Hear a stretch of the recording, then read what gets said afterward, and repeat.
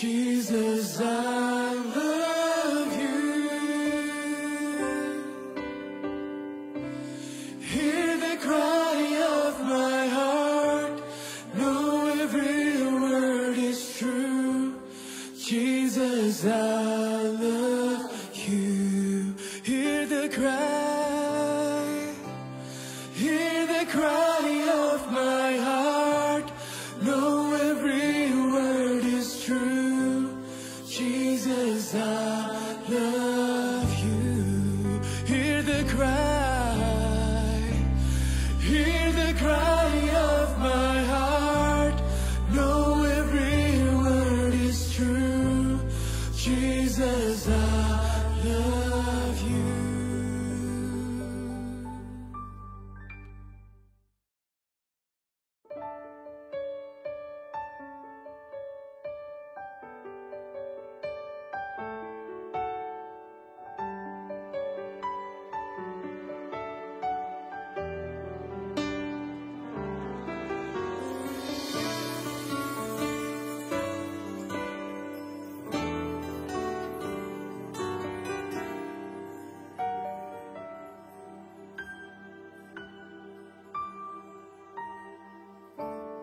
Betapa disenangi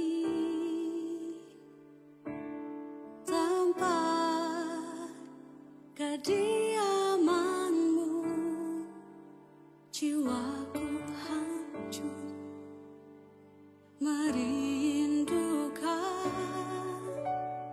pelataranmu.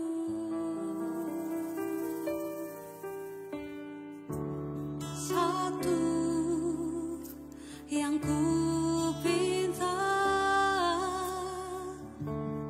dia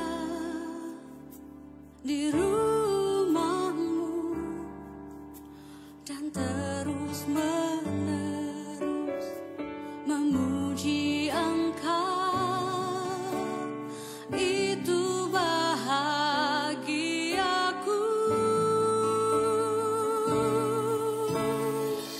Lebih baik satu hari di hadiratmu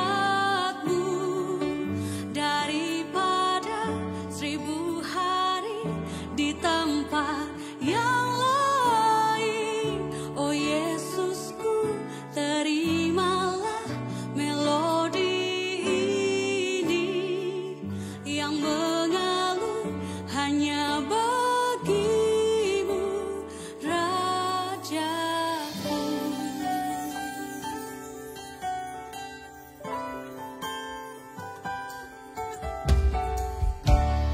Betapa disenangi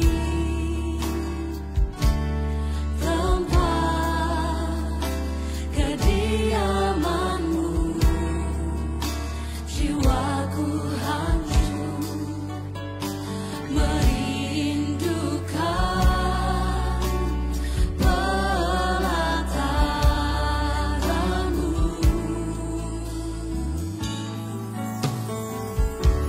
Satu yang ku pinta, dia di rumahmu dan terus menerus memuji Engkau. Itu bahagiaku.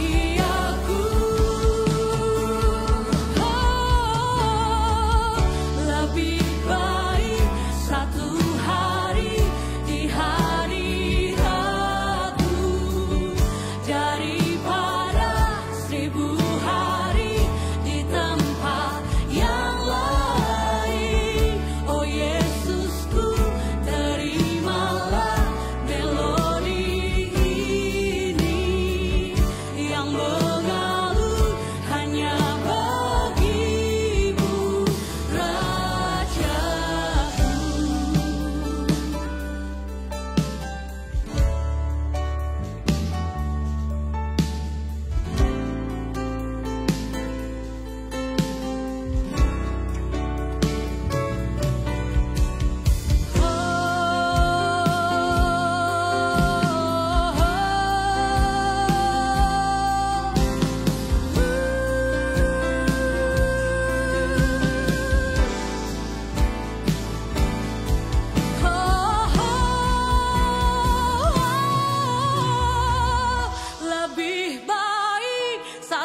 hari di hadirat-Mu,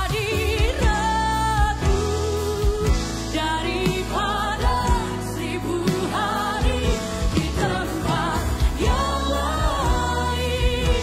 Oh Yesusku, terimalah melodi ini yang mengalun hanya bagi-Mu, Rajaku,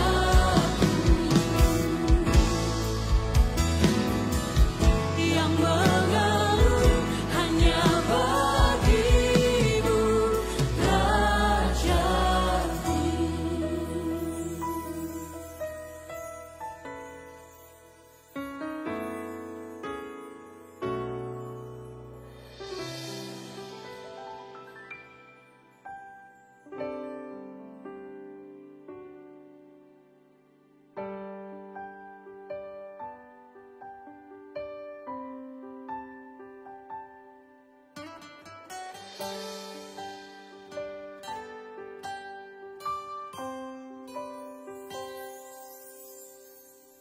Rindu selalu dekat dengan-Mu, Tuhan Yesus, sahabatku.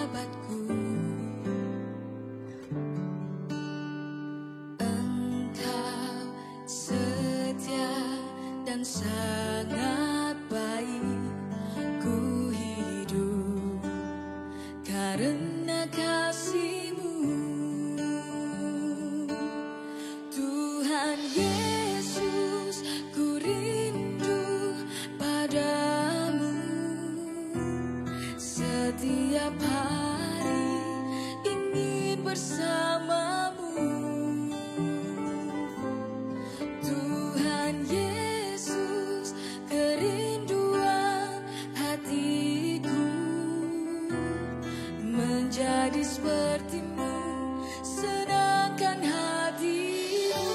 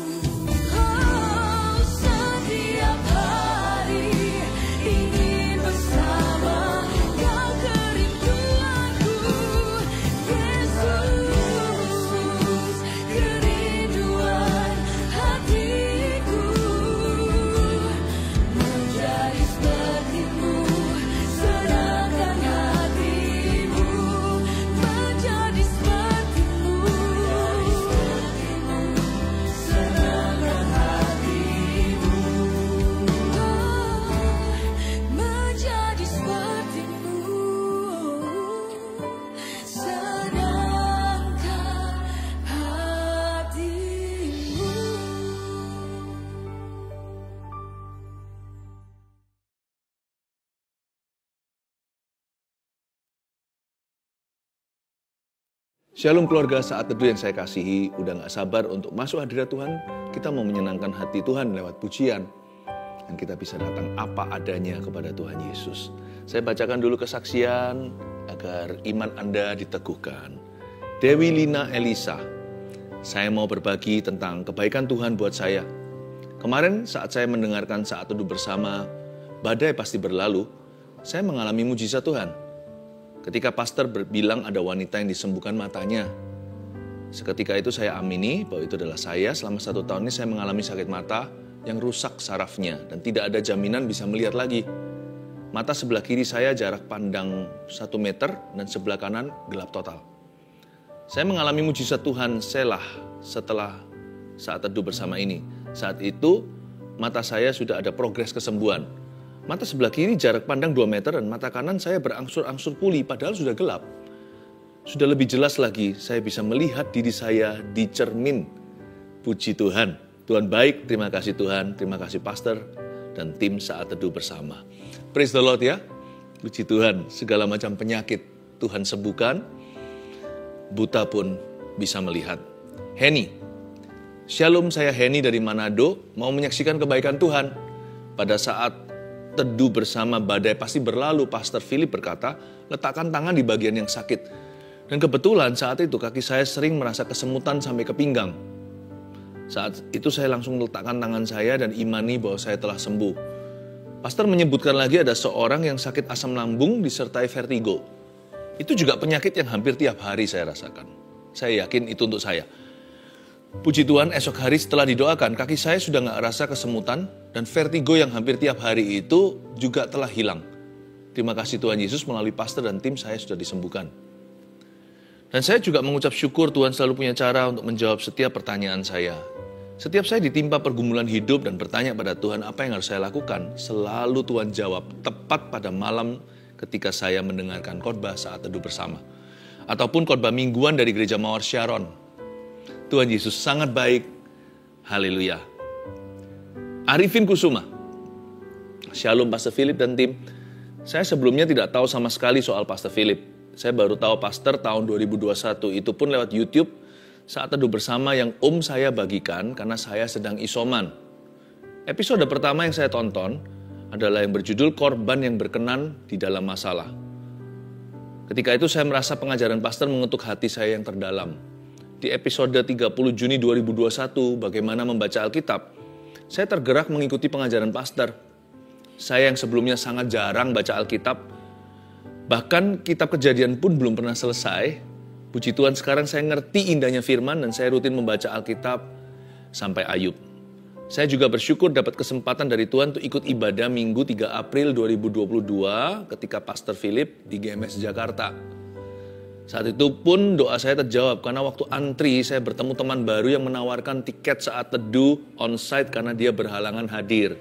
Lewat pastor saya mengerti indahnya taat, indahnya firman, dan indahnya mencintai Tuhan. Puji Tuhan ya, kita semua ingin menyenangkan Tuhan Yesus bukan?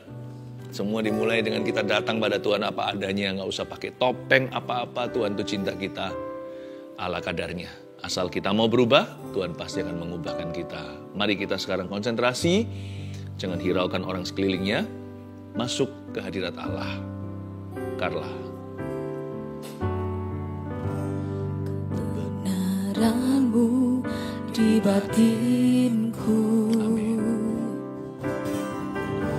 ku simpan perkataanmu, jujur.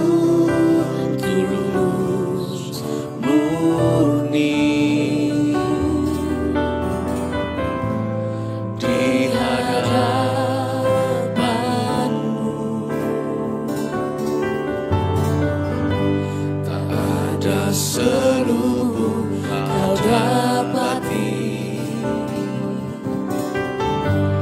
di dalam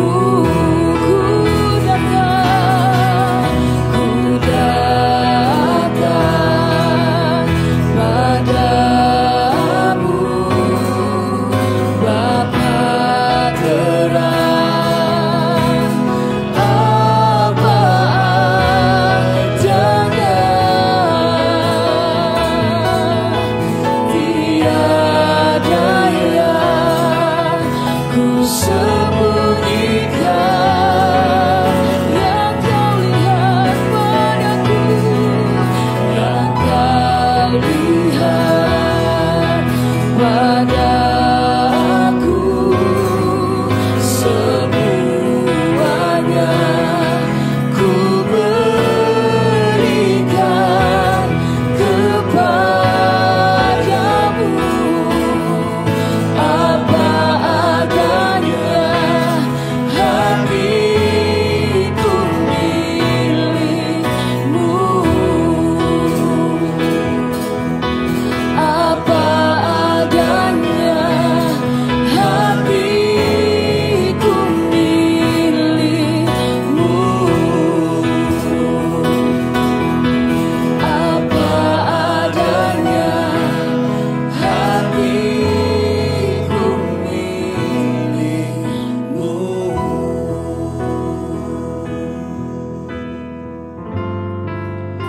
Haleluya.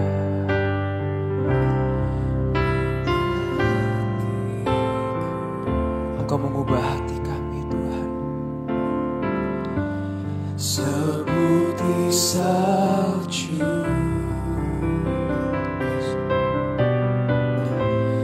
ubah hatiku.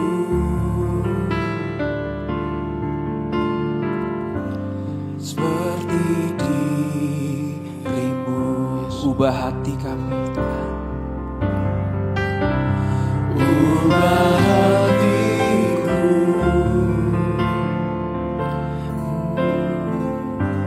seputih salju,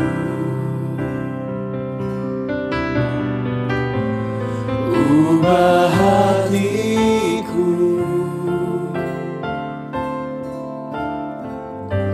seperti dirimu. Sekali kita katakan, ubah hatiku, ubah hatiku, seputih salju, seputih salju, ubah hatiku, ubah hatiku,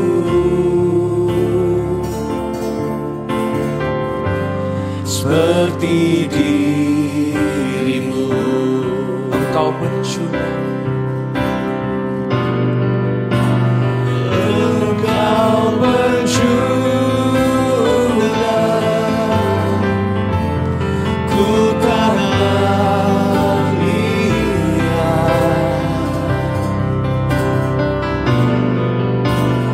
bentuk jadikan ini doaku. Ubah hatiku, ubah hatiku, oh, seputih salju. Ini doa kami, ubah hatiku,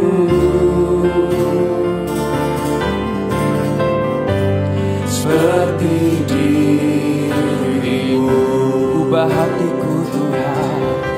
Oh, ubah hatiku,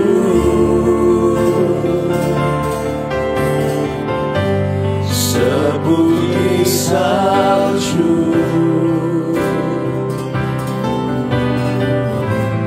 ubah hatiku,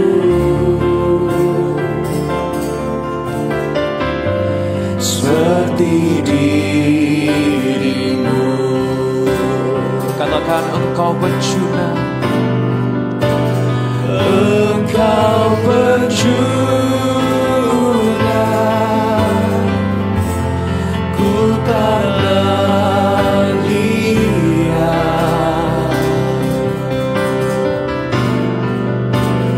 bentuk jadikan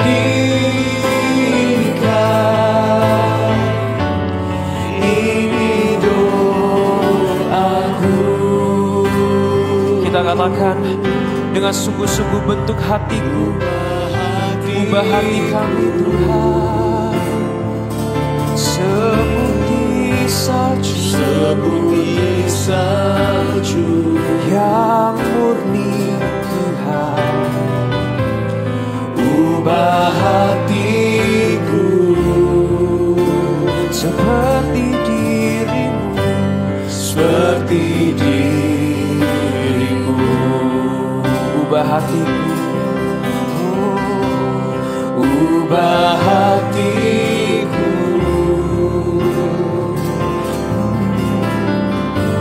seputih salju.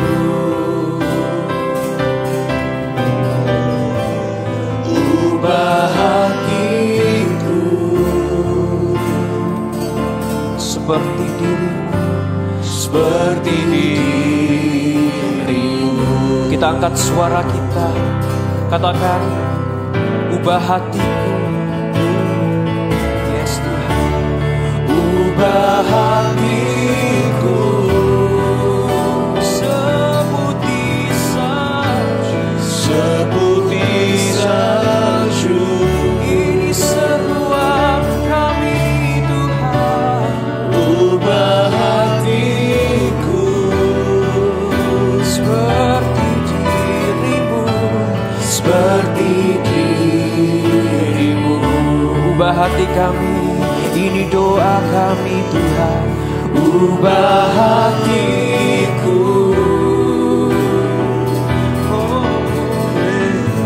seputih salju. Ya Tuhan, ubah hatiku seperti dirimu. Ubah hatiku seperti dirimu. Ubah hatiku seperti dirimu, seperti dirimu. Ubah hati kami Tuhan. Ubah hatiku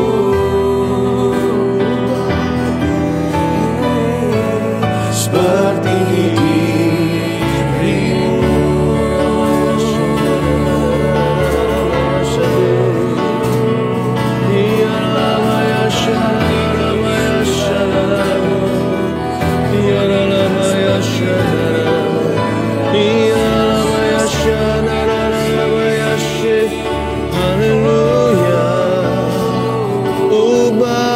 segenap hati dan pikiranku seperti salju untuk menyenangkanmu.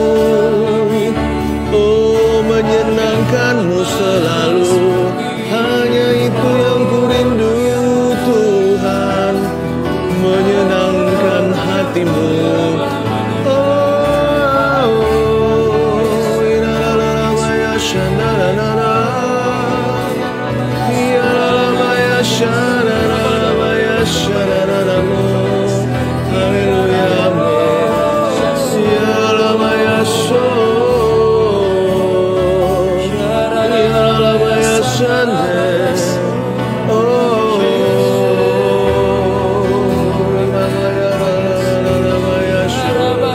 Seperti dirimu, seperti dirimu, seperti dirimu, seperti Kau Yesus, seperti Kau Tuhan, seperti dirimu.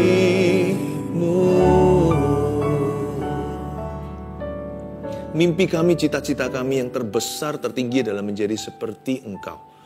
Dalam pikiran, perkataan, perbuatan, ajari kami untuk menyenangkan-Mu. Roh Kudus, kami perlu bantuan-Mu untuk menjadi umat yang menyenangkan Tuhan. Ajari kami firman, beri kami pengajaran supaya hati kami jangan terhilang, tersesat lagi di jalan yang salah. Kami ingin berjalan dalam hidup ini untuk menyenangkan Tuhan. Sucikan, kuduskan kami semua, keluarga Saat Teduh. Sampaikan sabdamu, Yesus Kristus, sembunyikan hamba di balik-Mu, di balik salib-Mu yang teguh. Dalam nama Yesus, haleluya, amin. Kita semua ingin dan rindu untuk menyenangkan Tuhan, saya percaya. Kalau nggak gitu kita nggak akan saat teduh bersama saat ini. Ada sebuah kerinduan, lebih dari sekedar mendapatkan yang kita butuhkan. Kita mau menjadi seperti Yesus dalam segala sesuatu. Itulah panggilan anak-anak Tuhan yang tertinggi. Saya ajak kita untuk melihat dari satu firman Tuhan, apa yang tidak disukai oleh Yesus. Itu juga menjadi tema kita hari ini, apa yang tidak disukai oleh Yesus. Kalau kita mau menyenangkan Tuhan ya, jangan lakukan apa yang dia benci. Nah, dari pengalaman Yesus mengutuk pohon ara di Markus 11, kita pelajari sesuatu. Dan kita bisa hindari agar hidup kita itu penuh dengan buah-buah Roh Kudus. Agar kita penuh dengan buah kebenaran. Yesus mengutuk sebuah pohon. Banyak orang yang tidak mengerti cerita ini salah sangka, kok Tuhan jahat ya, pohon apa salahnya. Tapi ada rahasia yang indah di balik pengutukan pohon ara. Sebuah pengajaran untuk kita, Tuhan relakan sebuah pohon binasa, agar supaya kita jangan salah. Yesus mengutuk pohon ara, Markus 11 ayat 12-14, saya bacakan dulu. Keesokan harinya, sesudah Yesus dan ke-12 muridnya meninggalkan Betania, Yesus merasa lapar. Dan dari jauh ia melihat pohon ara yang sudah berdaun. Ia mendekatinya untuk melihat kalau ia mendapat apa-apa pada pohon itu. Tetapi waktu ia tiba di situ, ia tidak mendapat apa-apa selain daun-daun saja. Sebab memang bukan musim buah ara. Maka katanya kepada pohon itu, jangan lagi seorang pun makan buahmu selama-lamanya. Dan murid-muridnya pun mendengarnya. Berhenti sampai sana. Nanti akhir cerita pohon ara itu ternyata kering hingga ke akarnya. Kita nggak perlu bahas. Kita tahu ujungnya. Tapi yang saya mau coba untuk jelaskan agar supaya hati kita diterangi soal firman ini adalah mengapa pohon ara itu dikutuk oleh Tuhan. Tuhan gak pernah mengutuki kita sebagai manusia. Tapi Tuhan kutuk pohon ara untuk kita. Supaya kita memahami apa yang Tuhan benci. Agar supaya kita jangan sampai mendukakan Roh Kudus. Tuhan gak suka sama pohon satu ini. Bukan karena dia kekurangan buah. Masa gak berbuah dikutuki sih? Bukan. Ada sesuatu yang lebih dari itu. Karena Tuhan kita gak pernah salah. Yesus tuh baik. Satu-satunya destructive miracle atau mujizat penghancuran yang pernah terjadi ya kali ini. Gak pernah Tuhan itu hancurkan. Orang kusta disembuhkan, mati pun dibangkitkan. Dia membuat semuanya menjadi baik kembali. Itu adalah rumor yang beredar, tapi ternyata benar. Tuhan memang menjadikan semua yang rusak diperbaiki. Dan Tuhan menjadikan semua yang hancur kembali pulih.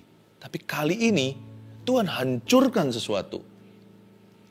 Karena ada sifat-sifat pada pohon itu yang Tuhan sama sekali tidak suka.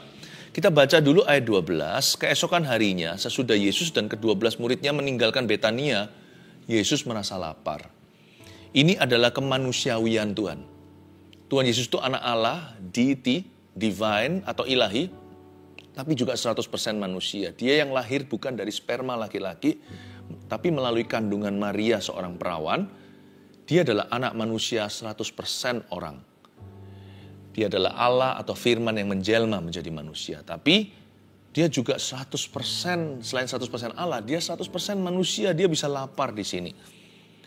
Berarti Tuhan itu juga punya perasaan, hanya beda dengan manusia. Perasaan manusia itu sudah dipengaruhi dosa. Yesus tidak pernah berbuat dosa, tipu pun tidak ada di mulut atau lidah bibirnya. Yesus merasa lapar. Meskipun kita tidak boleh menganggap Tuhan itu seperti kita atau setara, karena dia bukanlah manusia. Dialah Alfa Omega, sekalipun Yesus itu adalah jelmaan firman menjadi 100% orang, Tuhan itu ilahi, namun demikian, hanya karena dia adalah Tuhan yang maha tinggi, jangan sampai lupa kalau Tuhan itu punya emosi. Tuhan itu punya perasaan. Tuhan itu bisa suka atau bisa nggak suka sesuatu. Ada daftar hal-hal yang dia sukai. Ada hal-hal yang dia benci. Kalau kita mau ikut Tuhan, sekalipun Tuhan itu adalah Tuhan, Tuhan itu adalah Allah kita juga perlu tanda kutip orangkan Tuhan. Maksud saya, kita jangan sampai memperlakukan Tuhan itu lebih buruk daripada kita memperlakukan orang yang kita cintai. Orang yang kita kasih aja, kalau kita hargai mereka, kita tidak lakukan apa yang mereka benci.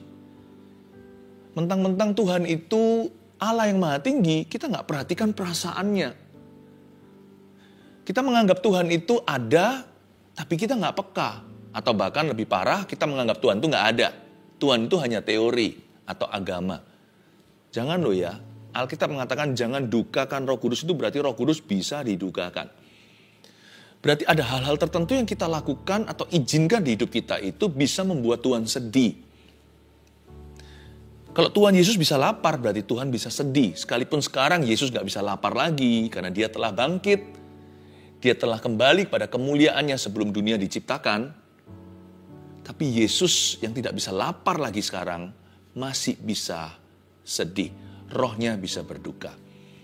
Ada hal-hal yang dia benci yang harus kita hindari secara sengaja, apapun harganya. Dan pohon ara ini menjadi suatu cermin atau kaca. Menjadi kaca untuk kita bercermin. Melihat apa yang Tuhan benci pada pohon ara itu sehingga Tuhan kutuki. Mari kita selidiki dulu pohon ara itu adalah pohon seperti apa. Dia adalah tanaman yang berbuah ketika berdaun. Paham maksudnya? Pohon ara adalah sebuah pepohonan. They only have fruits when they have leaves. Jadi, kalau kita mau tahu apakah pohon ara itu ada buah, lihat dia ada daun nggak? Atau saya balik, kalau pohon ara itu berdaun, dia pasti berbuah. Tapi ternyata nggak begitu kasusnya. Ayat 13, dan dari jauh, Yesus melihat pohon ara yang sudah berdaun. Ingat apa kata saya tadi? Kalau dari jauh Yesus melihat pohon ara yang sudah berdaun, udah so pasti dia berbuah. Ada daun, ada buah. Itu udah hukum alamnya. Tetapi ketika Yesus mendekati untuk melihat kalau ia mendapatkan apa-apa pada pohon itu, tetapi waktu ia tiba di sana, ia tidak mendapati apa-apa selain daun-daun saja. Poin pertama ya saya kasih ya, Tuhan sangat tidak suka ini. Catat, pemberi janji atau harapan palsu. Tuhan gak suka. PHP itu gak suka sekali. Karena Tuhan bukan begitu. Tuhan gak pernah memberi kita harapan lalu berkata, just kidding. Tuhan tidak pernah memberi kita janji lalu dia gak niat genapi. Hanya karena janji itu belum digenapi tepat dengan waktu kita, bukan berarti itu gak akan indah pada waktunya. Tuhan itu selalu tepat pada waktunya. Karena dia yang paling tahu apa yang baik dan benar untuk kita. Tapi yang Tuhan tidak suka adalah orang yang suka mengumbar janji, tapi gak pernah genapi. Makanya itu orang kalau penuh Yesus juga akan tepat waktu.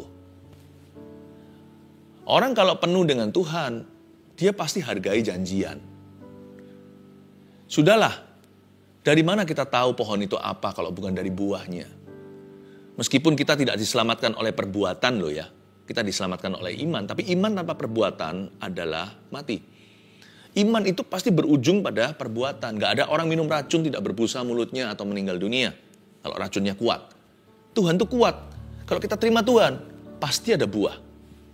Tuhan tidak suka pemberi janji atau harapan palsu. Pohon ini false advertising. Dia reklame yang menipu. Yang kayak begini bisa disu dalam bahasa Inggrisnya atau bisa dituntut.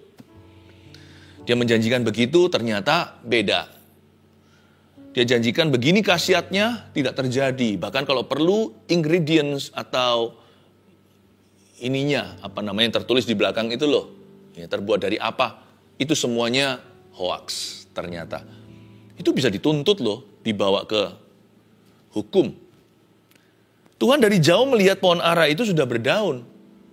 Sudah rahasia umum di Israel. Berarti itu ada buahnya. Tapi ke sana nggak dapat apa-apa. False advertising. Makanya itu sama Tuhan jangan pernah janji palsu. Kalau Anda pernah bernasar, tepati. Lebih baik nggak bernasar. daripada bernasar dan tidak menepatinya. Jangan pernah berjanji. Lebih baik kita sama sekali tidak pernah ucapkan janji apa-apa. Hati-hati dengan mulut kita. Mungkin saya ngomong, waktu saya bicara begini beberapa orang tertemplak. Waduh, itu aku, itu saya. Gak apa-apa sih, berarti Tuhan cinta kalau Anda ditegurnya. Anak sah itu pasti dihajar. Mana ada anak yang dibiarkan sama orang tuanya, lu rusak ya biarin. Itu berarti anak gampangan. Tapi kalau Anda anak tulen Tuhan Yesus pasti akan menegur.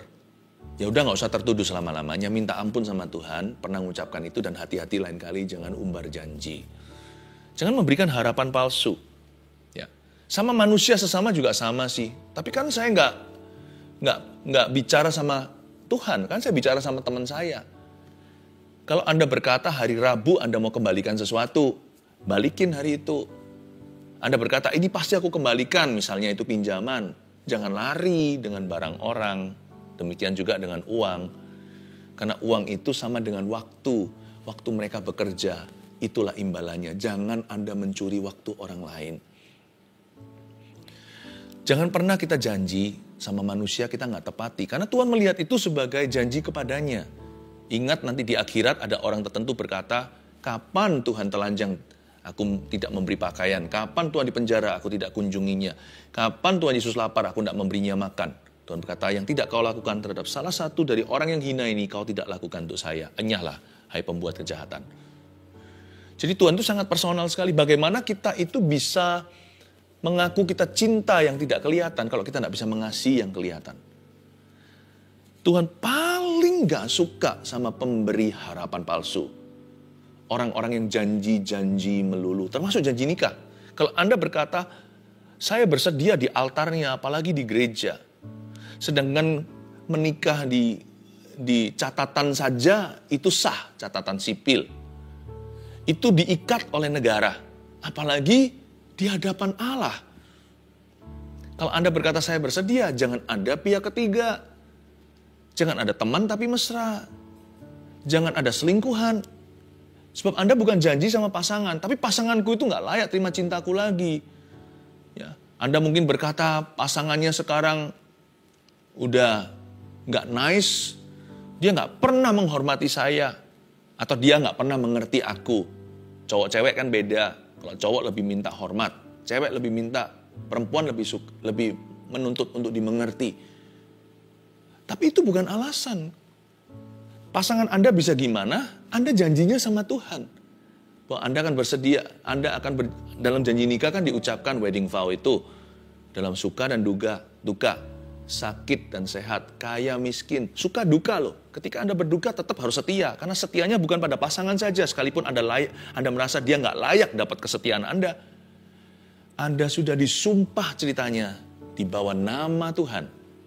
Anda setia kepada Tuhan Yesus dalam pernikahan. Makanya kalau kita ingin hidup kita itu lihat berkat bukan lihat kutuk. Jangan langgar janji nikahmu. Bertobat gak ada jalan lain sih. Gak ada bypass, tidak ada jalan alternatif. Kalau Anda salah jalan, satu-satunya adalah rewind, retrieve, atau jalan kembali. Itu satu-satunya namanya pertobatan. Pertobatan itu menyesali dan meninggalkan. Ujung pertobatan itu bukan tobat. Ujung pertobatan itu tobat maksudnya. Ujung pertobatan itu bukan penyesalan. Ujung pertobatan ya tobat. Ujung pertobatan itu perubahan. Ujung sebuah pertobatan itu ketaatan. Gak ada orang bertobat hanya supaya diampuni. Orang bertobat itu supaya berubah. Orang bertobat itu supaya taat kepada Allah. Kalau Anda salah jalan, tempuh jalan pertobatan. Akui, tinggalkan. Tanggung semua konsekuensinya. Nanti waktu akan menyembuhkan. Orang yang bertobat, waktu menyembuhkan. Tapi orang yang dalam dosanya, waktu tidak mengubah apa-apa. Malah semakin membuat parah. Waktu tidak menyembuhkan, justru menjerumuskan. Dengan tambah waktu dalam kehidupan dosa. Dosa kita yang kita buahi dari keinginan. Dosa itu kalau diteruskan, ketika dosa itu matang, lahirlah maut. Waktu tidak menyembuhkan, malah komplikasi. Malah membuatnya runyam. Tuhan tidak suka orang yang janji dan tidak menepati. Dalam bentuk wujud apapun janji itu, Ini yang membuat Tuhan kesel sama pohon itu. Dari jauh dia melihat pohon ara itu sudah berdaun. Bukannya seharusnya kamu berbuah. Kamu itu memberi harapan palsu seolah-olah Tuhan ngomong sama pohon itu begitu. Tapi sebenarnya Tuhan bukan marah sama pohon ya. Ini Tuhan korbankan. Karena pohon tidak ada roh di dalamnya. Pohon adalah tanaman sekalipun punya nyawa.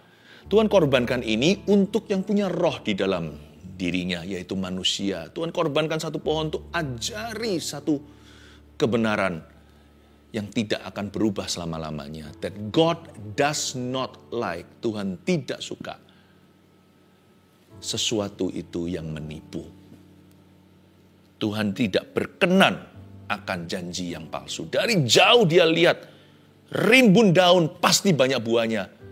Minimal ada beberapa, satu pun tidak ditemukan. Tuhan tidak suka itu. Makanya Tuhan kutuki itu. I'm not pleased. Aku tidak happy dengan hal ini. Ayat 13 sekali lagi, dan dari jauh ia melihat pohon ara yang sudah berdaun. Ia mendekatinya untuk melihat kalau ia mendapat apa-apa pada pohon itu. Tetapi waktu ia tiba di situ, garis bawah ini, ia tidak mendapat apa-apa selain daun-daun saja. Ia tidak mendapat apa-apa selain daun-daun saja. Ia tidak mendapat apa-apa selain daun. Nomor 2 yang Tuhan sangat tidak suka adalah kata-kata tanpa tindakan nyata.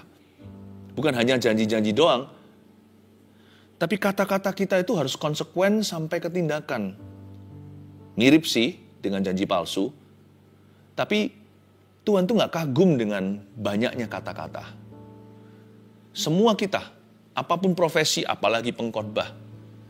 Saya punya satu prinsip dalam hidup ini, sebelum saya khotbahkan, saya harus lakukan. Supaya apa yang saya khotbahkan itu ada otoritas dan wewenang.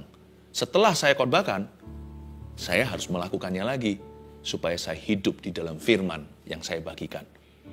Tuhan gak suka pendengar firman, Tuhan suka pelaku firman. Orang yang mendengarkan firman, lalu tidak melakukannya seperti orang yang memandang wajahnya di kaca atau di cermin, lalu sebentar lagi lupa. Orang seperti itu gak punya long term memory. Semua daya ingatnya itu jangka pendek saja. Yang seperti ini gak bisa jadi orang. Seperti orang yang tidak menghargai kata-katanya sendiri. Orang yang seperti itu ya, orang seperti itu pelupa. Tuhan gak mau kita pikun dengan firman Allah. Dan Tuhan juga tidak mau kita itu meremehkan kata-kata kita sendiri. Jangan anggap enteng setiap butir-butir peluru ABCD alfabet perkataan yang muncul dari mulut kita itu harus dipertanggungjawabkan. Setiap kata-kata sia-sia, kata Alkitab, akan diseret suatu hari ke pengadilan. Tuhan akan meminta pertanggungjawaban kita atas setiap perkataan yang pernah keluar dari mulut kita. Hati-hati gunakan mulutmu, hati-hati gunakan mulut kita. Yang Tuhan tidak suka adalah kata-kata tanpa tindakan nyata. Sama seperti Tuhan tidak suka daun-daun tanpa buah. Tidak sedikit di antara kita yang kita lihat di masyarakat, pohon-pohon yang rimbun daun namun tidak berbuah. Banyak sekali manusia di akhir zaman ini yang isinya hanyalah omongan belaka. Gak ada bukti nyata. Kata-kata indah, tapi tidak ada tindakannya. Dari sini kita mengerti bahwa yang Tuhan cari adalah pelaku firman. Tuhan tidak mencari pendengar saja. Memang untuk kita mengerti firman harus dengar dulu. Dengar itu hanyalah transitnya. Tujuan akhir mendengarkan adalah melakukan. So God hates talk without walk. Ya, Tuhan tidak suka yang namanya bicara, bisa talk, bisa menaruh dalam kata-kata fasih lidah, but no walk. Sama sekali gak kelihatan dalam perjalanan hidup orang itu apa yang dia katakan. Tuhan tidak suka tong kosong nyaring bunyinya. Daripada kita banyak bicara, mending banyak berbuat. Biasanya orang yang tidak banyak berbuat, Dr. Dolittle, gak banyak lah melakukan apa-apa. Seringkali malah justru yang gembar-gembor yang begitu. Loh, tak terkecuali kita sendiri loh, kita patut malu. Tong itu kalau kosong justru nyaring bunyinya kalau ditepuk.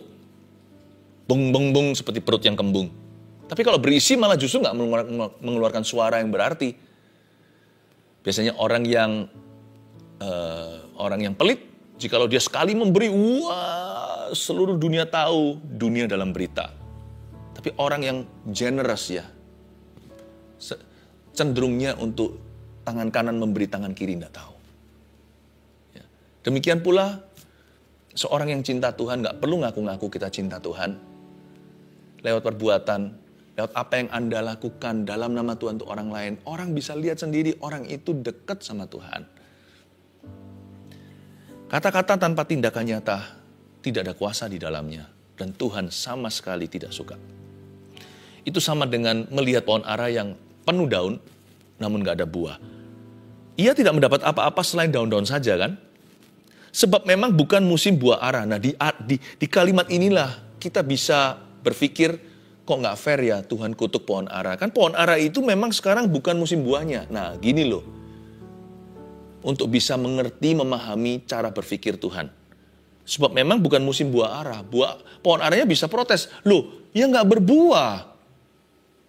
Kan bukan musimnya. Nah Tuhan juga bisa membantah.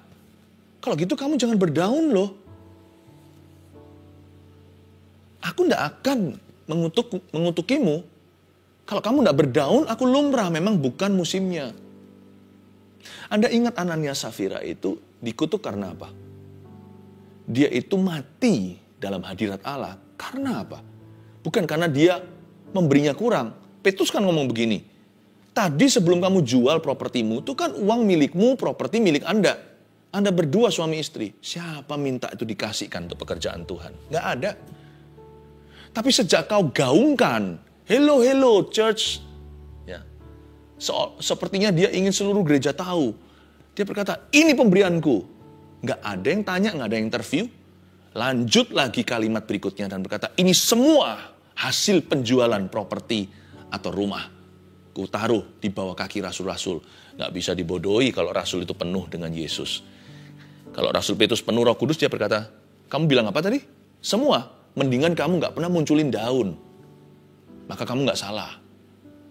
Dan dari awal siapa yang minta? Tapi karena kamu menggaungkan dan mencetuskan dengan sengaja, dua-dua, sama-sama, itu sudah konspirasi. Berkata, ini 100% hasil penjualan. Ku taruh di bawah kaki. Semua orang tepuk tangan. Wow, generous. Orang membeli sedikit, ini memberi semua. Wow. Petrus berkata, bohong kamu. Separuh kamu simpan.